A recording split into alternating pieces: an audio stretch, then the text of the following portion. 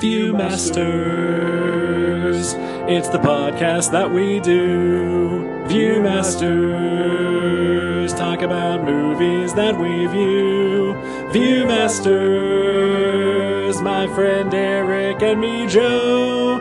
Viewmasters, hey, let's start the show. Hey, welcome to the Viewmasters, episode 275. Shoplifters. My name is Eric. My name is Joe. Hello, Joe. Hello, Eric. How are you, sir? I'm doing fine. How are you doing? I'm doing pretty well, actually. That's good. I'm glad to hear that. A minus. Yeah, oh, wow. Right? Wow, that's crazy. I know. But exciting. That's an excitingly high score. It really is, so I'm glad that it is recorded here for posterity, because it probably won't ever be this high again. Aw, come on. Oh, boy. Yeah. So, Eric, do you shoplift? Have you ever shoplifted anything? I have. What have you shoplifted? Mostly dumb stuff. I have taken, comics and, trading cards and some small toys before. Wow. From a comic store, or from where, if I may ask? Did you steal from Mavericks is what I'm trying to find out. This has actually just been a long con to find out if you stole from Mavericks years ago or recently. I mean, I'm not saying anybody's listening. Jason, be quiet. I will not give you the time frame, but yes, I have stolen from Mavericks. Okay. Fair enough. I mean, who among us hasn't? Right? Honestly. I thought that was just kind of the thing we do there. I have stolen from Mavericks. It was by mistake. You don't have to You don't have to quantify it, sir. I mean, I could have, I very well could have gone back and been like, hey, I accidentally took this by mistake. And I didn't. So that's on me. I've taken from GameStop as well.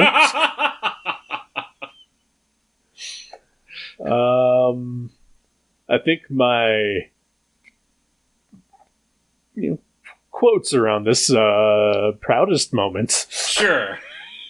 I was at a convention and I stole the first Hellboy trade. Wow. It was one of those little mini cons at the shitty Holiday Inn out by the Dayton Mall. Sure. Yeah. I was at a table and they had a copy available and I was going to buy it. But I stood at that table 5 minutes straight and nobody was around. Gotcha. And it also hadn't been the first time that I had been there because I'd been eyeing it. And I was going to pay for it, but after 3 tries, I was just like, yeah, fuck it, I'm just taking it. I've got a bag, nobody will notice. I feel like if you you were going to, you put in the effort to do it, and they weren't there to take your money, right? That's on them. That's my feeling. Yeah, this is a you're the victim here, honestly. Yeah. If it's I mean you're already on my side, just by this conversation here, right? But if it gets even more on my side, I'm pretty sure it was from Pete. I was gonna ask if it was. Because if you were going to steal from anybody at one of those shitty little conventions, of course it was going to be from Pete. And this was, long before, he was even on my radar as a person to just, not try to associate with. Sure. Like I knew who he was, just, because I buy comics Right. in Dayton, Ohio. But I mean, he was at that show, so it could have been his table. Who knows? Yeah. Amazing. Back when he was at Dragon's Lair or whatever, Okay, gotcha. Yeah. This was definitely before his current store was a thing. Okay. Yeah. Well, then, yeah, doubly you're the victim here. I'm trying to think of other stores that I shoplifted from, and Mavericks is the only one I can think of. All right. And I once got caught when I was like 4 years old, 5 years old at like a Rite Aid or something like that. I wasn't even really stealing. I had just like picked up a toy that was mostly open already. Okay. And like I just opened it a little more, and then the pharmacist yelled at me. Oh, damn pharmacists! Yep. And then one time I was with my mom grocery shopping, and there was it was open. It was an opened pack of 1989 Batman Topps trading cards. Hell yeah! And, Series 1 or Series 2? Series 1. Okay. And I showed it to my mom, and she put it in her pocket.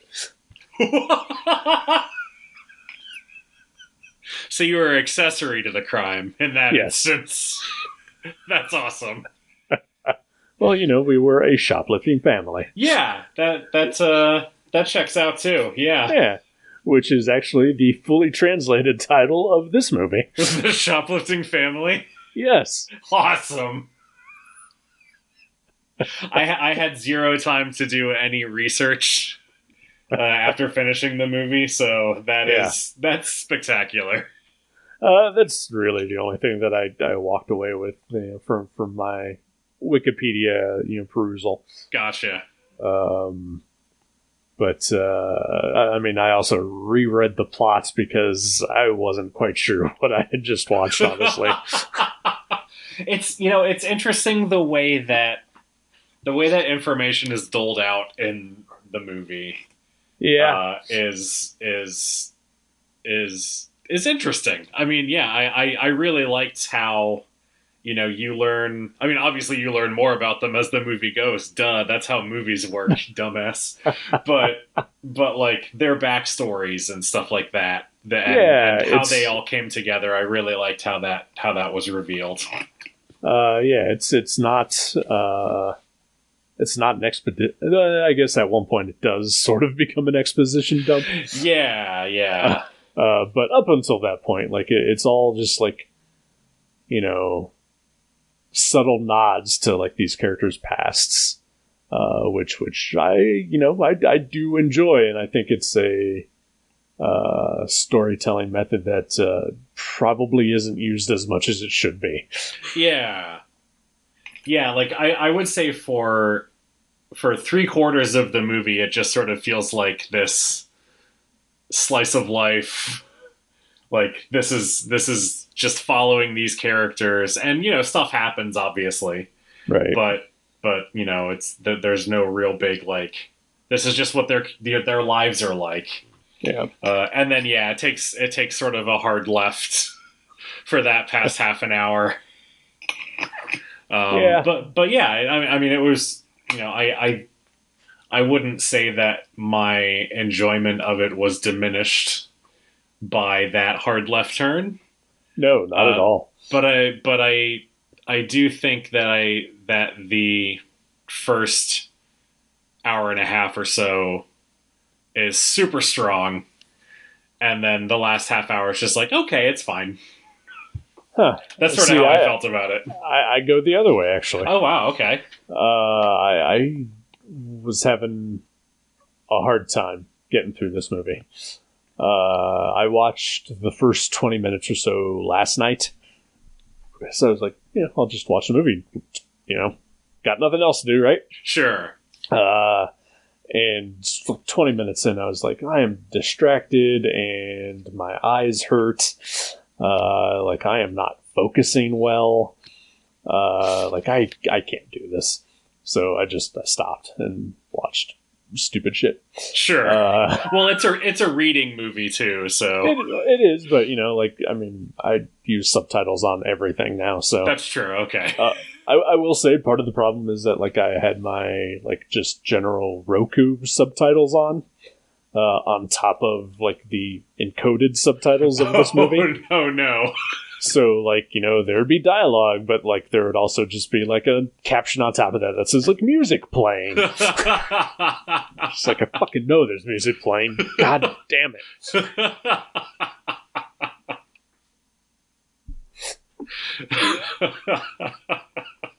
So it took me a while to figure out how to turn that off, but just enjoyed the movie as it was. Yeah. But then, I picked it up again this afternoon when I got home from work, and it flowed better for me this time. But still, I felt where's this going? Sure. And I was just I texted a friend. I was I am waiting for the plot to start. But bear in mind, and I don't know if you did or not, I had no idea about anything that was going to happen in this movie. Yeah, I knew nothing about it. I think, like I said last week, it's just a movie that Hulu has been trying to get me to watch for a while. So I was let's just do this. All right. So I knew it was about shoplifters. And that was about it. Apparently whatever my algorithm is on Hulu, this was not even on the radar. Okay. And so much so that I absolutely totally forgot the name of the movie. And had to ask you yesterday. So that I could, because I thought about watching it Monday, and I was just I don't know the name of it. and I was struggling. And I was do I just go and search Japanese movies on Hulu just to see if I is any of these ringing a bell? Jogged if I just see the title? I mean, you could have listened to last week's episode too. I mean, you had that available to you if you needed to. Yeah, that's true. I was going to say I haven't really finished editing that episode yet, but that's actually a worse excuse because the file is just open on my desktop. I get that. I do that all the time. Which means it was even more easy to access than if I'd just ignored it. It's but fine. I did overall enjoy this movie. It's a bummer of a movie. It's super bummer. Such a bummer. Yeah. And it's weird for me though, because there are a lot of things in this movie that hit notes for me personally that pretty much always get me. Yeah. And they did not. Interesting. Yeah. Like there are one or two moments where it was just okay, yeah, that's a gut punch there, but for the most part, the usual things did not really work for me, and I don't know exactly why or how to explain why not. Gotcha. But and maybe it's because it is. I mean, I don't know, because those things are universal, I would assume. Yeah. So I can't really blame it on, it's just a different culture, Right. But, everybody wants a mommy and daddy. Yeah. I do. Was it like a language barrier? Not even cultural, just the language, maybe? No, not really. Maybe it was because... Maybe it's because the dad was trying too hard. All right. That makes sense. Yeah, the son was the distant one in this relationship. It's like a reverse Spielberg situation. Like the dad just wants to connect. Like when they're in the ocean and he's talking to his son about liking boobs. That was weird. That was so weird. I did not care for that scene.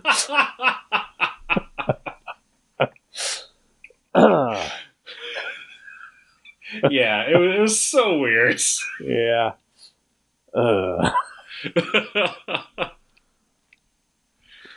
Yeah, it's interesting. Like you said you were waiting for the plot to kick in, or waiting to find out what the plot was. Yeah. And I felt like I knew what the plot was. Like okay, we're just following these people. Yeah, that's basically what the movie winds up being for the most part. But then, like, the plot does kick in, and there's a lot of it all at once. Yeah. It gets real heavy towards the end there. Yeah. Like, there were a lot of different directions that they could have taken to get to that point, too. Mm-hmm. And I'm still not sure how I feel about the way that it did go. I think I like it, but I'm not sure. Yeah, I don't know. Like, I mean, the very, very ending of it is just the most depressing thing in the world. Yeah. And like, I've had people tell me, you know, like, well, I don't like this movie because it made me feel bad. You know, it's just like, well, that's kind of the point, you know. The movie was doing its job well. So it feels shitty for me to say, well, I don't care for this movie because the ending made me feel bad. But it really did make me feel bad, and I don't know how I feel about the movie as a whole, almost because of it. Yeah. Yeah, that's tough. Yeah. I mean, the one thing this movie does very well is put you firmly on the side of its core cast of characters. Definitely. Yeah, I agree. Just through whatever circumstances they're in, like, they're all in a shitty situation and just doing the best that they can to make it through. And I feel like that's kind of the point of the movie. Yeah. But, you know, at the same time, you know, some of it is just like, well, they could have been a little smarter. Like there are moments where it's like, this is almost Three's Company-esque. Well, you're talking about when Don Knotts came over to visit? Well, sure. And, you know, of course, you know, Dad had to pretend he's gay because he's living with 3 women. Right. They all went down to the Regal Beagle afterwards.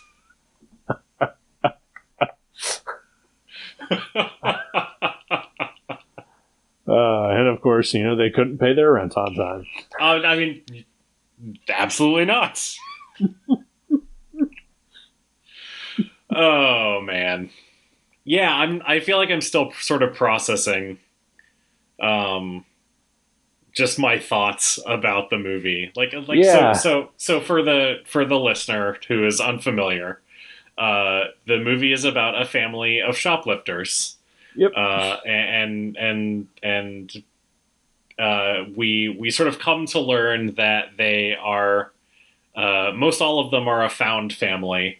Like a few of them have relationships beforehand, but for the most part, you know, they're sort of disparate people who have all come together and support each other and steal together. Yeah, for the most part. At least I don't even know if he's the main character, but the father character. Yeah. And the son character are the 2 main shoplifters of note. As they never really, I mean, like, the whole family is in on it, but they are the only 2 that actually go out and procure things. Right. Yeah, including a small child. Yeah, until they find Yuri, and then they have a new recruit. Yeah. Yeah, she's one of the things that they shoplifted. Kinda? Yeah. I did like, to your sort of point there. I like that there's not really a main character. Like the argument could be made that the father and son are the main characters, but I feel like most everybody gets pretty equal screen time. Yeah, and I feel like, it might be a little lopsided here and there in certain instances, but I feel like we also get good pairings of the characters too. Yes, yeah. We get the dad and the son, and then, mom and the son, and, grandma and sister, Yeah. Or, whatever weird dynamic, they're all supposed to be playing here, We get different groupings of them, and they all shine a different spotlight on their histories and their lives, and it's all very well done. Again, outside of the weird sex at the beach talk, Where else are you going to talk about that?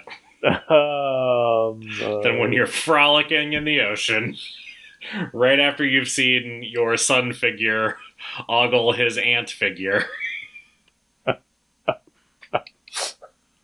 Totally normal.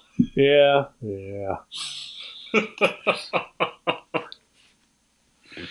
Oh man, I didn't really understand what the relationship was between the grandma and the aunt until like the very end, basically, when it's all laid out in exposition with the police. I still don't know like what the relationship was between the grandma and anyone else. But I feel like that's fine. I'm okay with it. Now that you mention it, I thought I had figured it out, but no, you're right. It's only the aunts and the grandma that are given an explicit backstory together. Yeah. Or at least as far as the grandma is concerned, because everybody else is explained away, sort of. Right. But yeah, nobody to the grandma, which I feel is sort of the linchpin there. Yeah. I guess, they've all just sort of come to live with this older woman and mooch off of her pension, or her dead husband's pension. Right. Maybe that's all it is. Yeah, I think so. Yeah. I mean, I guess in the end, the point of it is that, it doesn't matter how you come together as long as you come together. That's true. Yeah. Even if you're stolen out of the back of a car. Yeah. Or off of your front porch. Sure. That's how I got both of my brothers. Nice. I did take issue with the discussion about that the mother has with the police officer about how giving birth is the only way that you can become a mother. Mm-hmm. What about adoption, asshole? Yeah. Come on. No, yeah, there are. Yeah, well, the police are in the wrong, as we all know. Obviously. ACAB. Yeah. Even in Japan, apparently. That's right. That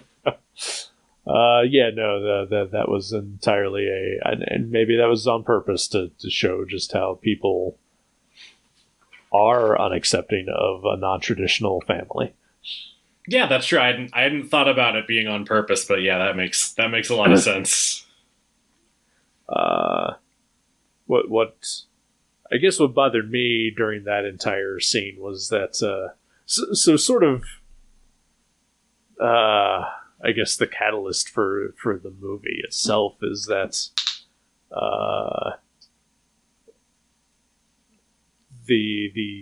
is it the couple? Is it the mother and the father find the girl?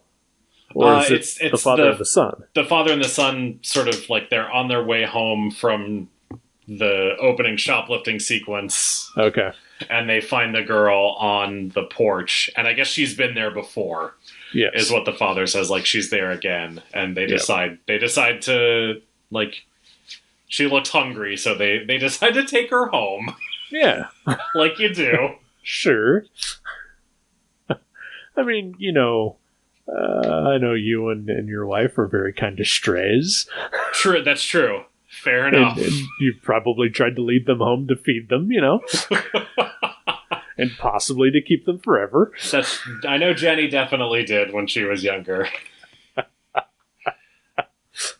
I never had the opportunity, but I'm sure if I had, I would have. Yeah, at my house, the cats would just sort of show up on our porch, and then the next thing we know is that they're sleeping with us. Yeah, sure. Yeah, that makes total sense. That's how that worked. We didn't really go to much effort. But yeah, so they take this girl in, and they do try to give her back. I think that's an important thing to note. That's true. That there is some effort made there to return her to her actual parents. Yes. Before they realize that her parents are awful. Yes, they are monsters. Which, so they basically taken this little girl. She becomes part of their family. And then it's like months later, like she's on the news. Yeah. As having been kidnapped or just missing. Right. Well, the news reports that the police think that her parents killed her. Yes. Since they never reported her missing. Right. And then, spoiler, at the end of the movie, she goes back to her parents. Right. Who the police suspected them of murdering. Yeah. Well, I guess they couldn't prove it. Yeah, but I guess also, it just goes back to the cop thing. It's like, she needs to be with her real mother. Right. No, go ahead. No, I was just going to say, I wonder if at any point, because we never see it if they do, but I wonder if at any point any of the main characters are like they were abusing her. Like, she was better off with us. Like, look at her arms. She's got burns on her arms. Right. I can't exactly remember when the mother is detained, or the adoptive mother. Yeah. And she is essentially confessing to everything. Like, it seems to me like that would be her perfect opportunity to say this. Yeah. But she never does, and I don't understand why. Like whether she is in the right or the wrong, she should be, doing whatever she can in her power to make sure she does not go back to her birth parents, is in my opinion. Yeah, no, I totally agree. But I don't know, maybe it's also just part of my whole, just because you're related by blood doesn't mean like it's a good thing, Yeah, yeah. Well, yeah, that's exactly what the mother says, is like, just because you give birth, you're not automatically a mother. Right. And I think, and this is where, like, a lot of the stuff in this movie should have hit me in like that right spot, but just didn't. But I have a semi strained relationship with my own family, and in the wake of that, I've adopted all these people around me to become my new family when possible. Sure. And yet, like, throughout the movie, it's like it just felt hollow, and not really to the detriment of my enjoyment of it. Like I still enjoyed this movie. It is very well done, but I feel like whatever the emotional beats of it weren't there for me. Yeah. But anyway. No, that's not anyway. No, I think that's a good point. That's valid. Like, I'm wondering, like, I'm thinking now about the relationships between the characters, and like they all live together. And I guess the only time that we really see them, like, bond. I guess we see them sort of bond a couple times, like when they're listening to the fireworks, or when they're at the beach. That's true. Yeah, the dinners. The beach is a good scene too, and I will say, like, in that moment, like, I kind of felt like, this was Grandma's last moments. I definitely felt that way as well. Yeah, and that did hit me there. Yeah, I was actually surprised she didn't just die on the beach. It may have been too on the nose. All right, fine.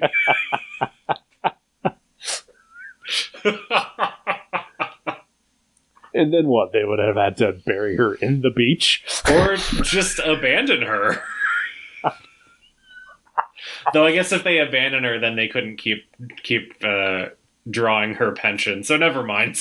Yeah, that's a bad plan, Joe. Yeah, alright, shit. It's like you've never thought like a criminal before. Clearly. I told you I shoplifted once by mistake. I'm sorry. Oh, you're fine. Next time you come to Dayton, you'll just have to shoplift on purpose. Yes. At Mavericks. Yeah, no, of course. Where else would I do it?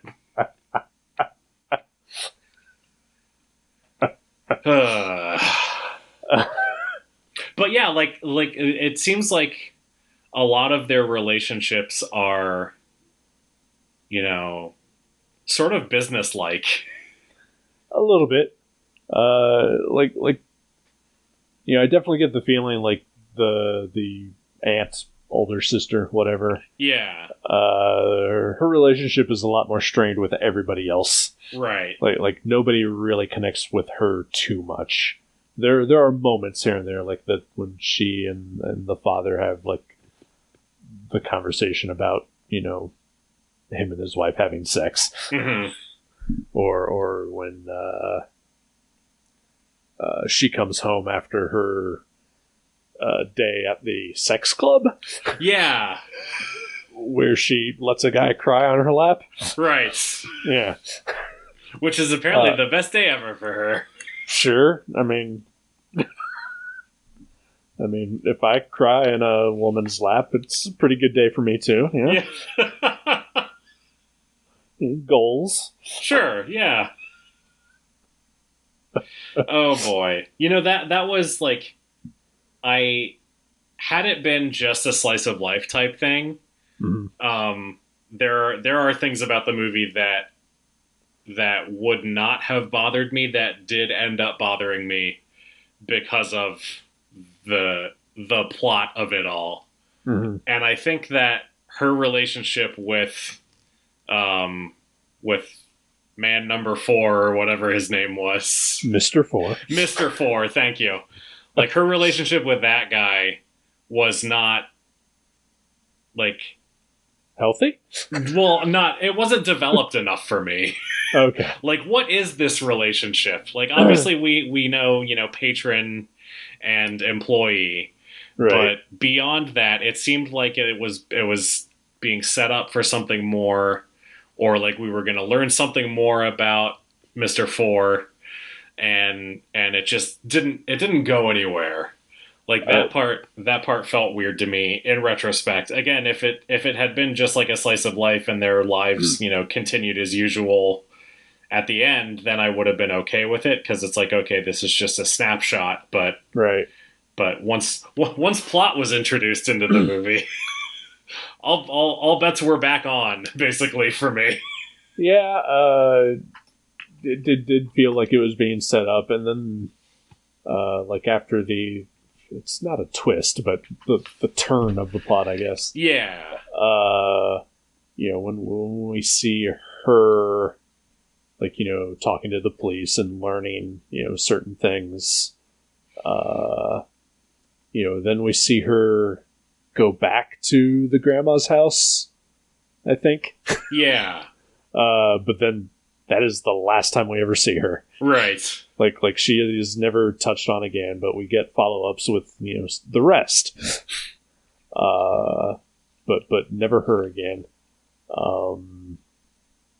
but to your point of, someone that's introduced and then, you feel like it's a thing that's gonna come back, but it never does, is the real estate agent. Yeah, definitely thought after the grandma died that guy was going to show up again. Yeah, never does. Like, yeah, there are a lot of different ways that they could have been caught. Like, they could have been caught by the realtor. They could have been caught by when the son leaves the little girl outside. Mm-hmm. And goes into the store. Like, someone could have seen her and been like, "Oh my gosh, that's her!" Right. But yeah. So it was surprising the way that it played out.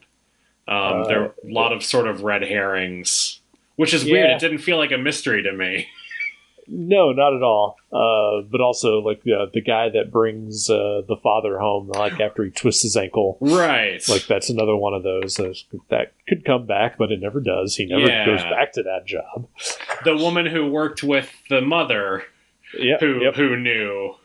Oh, man, that scene, like, I don't know, like, for a moment there, I thought, like, oh, is this where the movie is going? Just how fucking terrible jobs are. Yeah. Like, forcing two low-wage employees to, like, basically battle it out and blackmail each other to get in their jobs. Yeah. That was fucked up. But then there's also, like, the shop that the kid steals from, where the old man, like, basically calls him out. Yeah, like he knew the whole time. Right, yeah. And then that shop is closed later, but there's never any follow-up or lead or anything like that. Yeah. And then the amount of time that this movie covers is also a bit weird. It is very nebulous, yeah. There's not a lot to indicate how much time is passing. Right. But, like, it's engaging. Yeah, I enjoyed watching it. I will say I got real tired. And I almost took a nap in the middle of the movie. But I didn't. I stuck it out. That's good. And yeah, because I didn't want to delay the recording, but also, like, I was into it. I was into the characters, and I was into just sort of the vibe of the movie. Yeah, it's very interesting, and like, I feel like it's a movie that, had I known what it was going to be, like, I could have psyched myself up to be in the mood for that. Sure. But not knowing and then discovering what it was, like I said, I tried watching it last night and it just was not working for me. But like today, starting it again, I was like, okay, I know exactly what I'm going to be getting. And I feel like that helped me even out a little bit on it. Gotcha. But yeah, it is very good. It's very well done. The performances are all great. But I've said this before, and it may be racist, but, I don't know these people, so I don't know if they're terrible, because I can't understand their language. I feel like they're emoting with their faces well. Maybe, I don't know. No, man. I have a hard time sometimes. That's fair. All right. Oh, Eric. Yeah, I'm a terrible person. No. But yeah, no, it's yeah. If you know going in that it's just this sort of quiet drama, I feel like it's worth watching. Yeah, I like I said, I enjoyed watching it. I'm glad that I watched it. Yeah, that Hulu will not yell at me anymore. Now I'll have to find something else to suggest I watch all the time. Yes. Well, I look forward to your next 4 picks. Thank you. Just trying to clear out Hulu. It'll never happen. No, they keep adding stuff. Just unending. Is there anything bringing you joy this week, sir? We talked a little bit about this before we started recording, but I actually went to a movie this week. Yes, you did. In a movie theater. Yeah. I went to see I would just like the listener to know I feel a personal betrayal by this. But go ahead. I have apologized for this. I didn't realize we had a pact. Had I known. Unspoken pacts only work if both people understand that they are there. I'll keep that in mind, I guess. Thank you. But yeah, I went and saw the latest Marvel movie, Shang-Chi, and I really enjoyed it. Oh yeah? Liked it a lot, yeah. No, I was just gonna say it felt like Shang-Chi's not a character that I really knew anything about.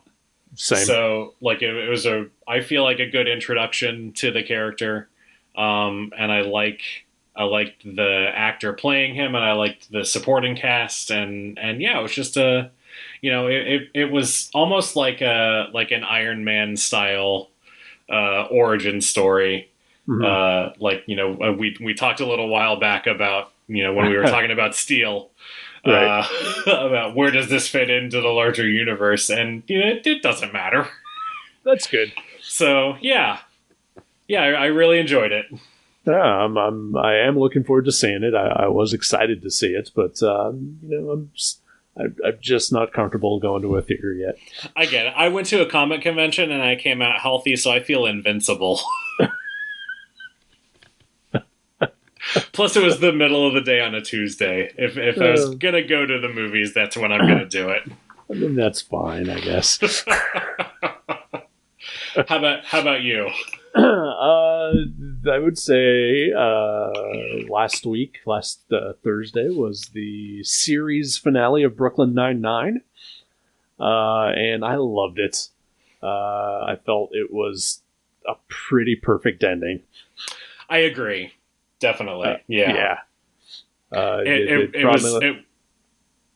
ahead. No, I was just gonna say it. I don't know what I was going to say. You go. Cut all this. I thought it was hilarious. I thought it was just a good way to wrap up certain characters, and like at times got pretty emotional too. I liked certain cameos that people that popped in just for one last time, such as America's national treasure Jason Mantzoukas. Right. It was just all around great. Yeah. There are a couple of moments that really got me. Oh yeah, for sure. Towards the very end, between Jake and Holt, and between Amy and Rosa, both of their little final parting moments really just broke me. So that's a sign of a good finale, as far as I'm concerned. For sure. There was, I think, a beat pretty early in the show that actually got me too. When Jake is sort of going through his plan, and we see who his secret partner is. Oh yeah. Yeah. But yeah, just overall, made me laugh out loud, and it felt like just a nice, bow on everything. So. Yeah. So that's what brought me joy last week. Nice. Yeah. Excellent. I did want to mention just something that I saw today is that Melvin Van Peebles passed away today. What? Yeah. Oh my God. I'm sorry. I'm sorry to break this to you. That's all right. It's all right. Yeah. I saw Willie Garson died yesterday, but did he really? Yeah. I totally missed that. Yep. All right. Oh my God. Here we are breaking each other's hearts. Jesus. But yeah, Melvin Van Peebles, the creator and star of Sweet Sweetback's Badass Song. Yep. Just I don't know. I felt like I needed to mention it since we talked about that movie, and it was so influential. I appreciate that. And then, yeah, that was, I mean, still in our, 275 episodes, the weirdest episode we ever did. Right. just mostly based on terrible timing, but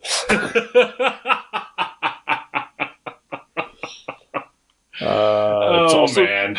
Also the weirdest fucking movie I think we've ever watched either. So it's super weird, yeah. Yeah. But you can't deny that guy changed a lot. Definitely. So yeah, that is very sad. I'm sorry to hear that. But Willie Garson? Yeah, cancer. Gee, fucking hell. Right? Fuck cancer. Yeah.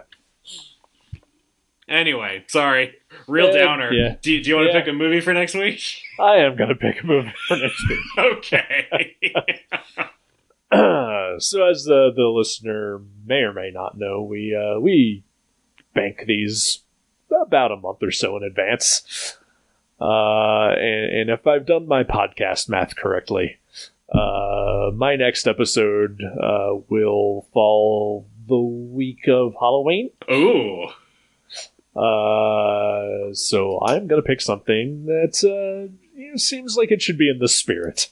Awesome.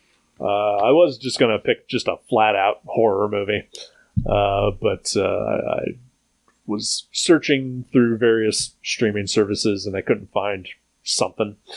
But then I stumbled across this movie on HBO Max, and it's a movie that I have been wanting to see for a very long time. Okay. I have never seen it before. It feels appropriately seasonal. But I would like to watch The Witches of Eastwick. Oh, nice. Directed by George Miller of Mad Max fame. What? Yep. All right. His first and only studio movie? Was Babe not a studio movie? He owns the rights to Babe. Are you serious? That's amazing. Yep, he read the book in the 80s and bought the rights. That's spectacular. I had no fought idea. For decades to get it made, and didn't even make the first one. That's awesome. Well, yeah, I have never seen this. I don't know what it's about, and that's exciting. I can just tell you that it's Jack Nicholson as the devil. Okay, all right. Spoilers. Just to wet your whistle. I don't think it's a spoiler. Not a spoiler? Okay. Yeah. All right, cool. The Witches of Eastwick. Yes, sir. Next time. I don't know what I'm doing. Me neither. All right, we'll talk to you then. Okay, bye. Goodbye.